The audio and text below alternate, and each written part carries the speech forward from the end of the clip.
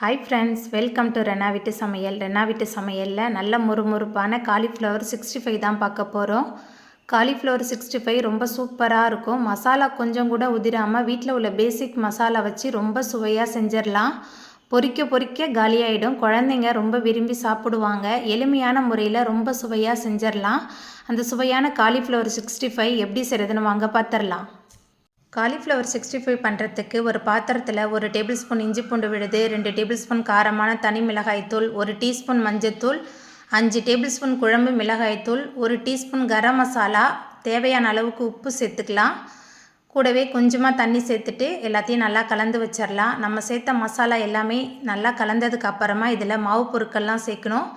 5 table spoon சோள மாவு, கூடவே 5 டேபிள் ஸ்பூன் அரிசி மாவு, கூடவே 8 டேபிள் ஸ்பூன் கடலை மாவு சேர்த்துட்டு நல்லா கலந்து வச்சிடலாம். நம்ம சேர்த்த மசாலா மாவு பொருட்கள் எல்லாமே நல்லா கலந்ததுக்கு அப்புறமா இதில் கொஞ்சம் கொஞ்சமாக தண்ணி சேர்த்துட்டு பஜ்ஜி மாவுக்கு நம்ம எப்படி கலந்து வைப்போமோ அதே மாதிரி நல்லா கலந்து வச்சிடலாம்.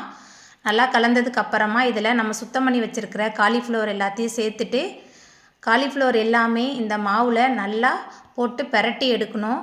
கொஞ்சம் கூட அதில் ஒட்டாமல் இருக்கிற மாதிரி இருக்கக்கூடாது. எல்லாமே நம்ம சேர்த்த மாவு பொருட்களில் நல்லா ஒட்டி பிடிச்சிருக்கணும். அதுக்கப்புறமா பொரிக்கிறதுக்கு எண்ணெய் சேர்த்துக்கலாம். எண்ணெய் சூடான பிறகு நம்ம மசாலா தடவி வச்சுருக்கிற காலிஃப்ளவர் எல்லாத்தையும் சேர்த்துட்டு அடுப்பை மிதமான தணலில் வச்சு நம்ம பொரித்து எடுக்கணும். காலிஃப்ளவர் ஒரு பக்கம் வெந்ததுக்கப்புறமா அடுத்த பக்கம் நல்லா திருப்பி போட்டுடலாம்.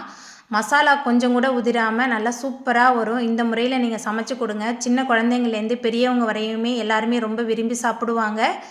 2 பக்கமுமே நல்லா வெந்ததுக்கு அப்புறமா நம்ம எடுத்துடலாம். இதே மாதிரி மசாலா தடவி வச்சுருக்கிற எல்லா காலிஃப்ளவரையும் சேர்த்து நம்ம பொரித்து எடுத்துக்கலாம். அவ்வளோதாங்க, ரொம்ப சுவையான முறுமுறுப்பான காலிஃப்ளவர் 65 ரொம்ப சூப்பராக ரெடி ஆகிட்டு.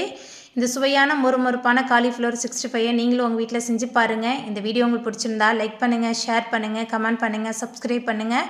அப்படியே பக்கத்தில் உள்ள பெல் பட்டனையும் கிளிக் பண்ணிடுங்க. தேங்க்யூ.